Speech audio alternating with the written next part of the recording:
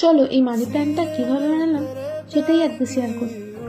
একটু মোটা কাগজকে প্ল্যান্টের পাতা শেপে কেটে নিয়ে কালার করে নিয়েছি। সব পাতাগুলো কালার করা হয়ে গেলে ভার্নিশ করে নেব। আচ্ছা তোমরা বলো তো, অনেকের মুখে শুনেছি অরিজিনাল মানি প্ল্যান্ট বাড়িতে রাখলে নাকি বাড়িতে মানি আসে।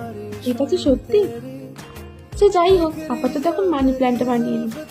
তারপর সরু তারের সাহায্যে গাছের লতাটা বানিয়ে নিয়েছি। এই তারগুলো বাড়িতে অনেকদিন থেকে পড়ে থাকার কারণে মরতে এসে গেছিল। তারগুলো একটা একটা করে পরপর পেঁচিয়ে নিয়েছি।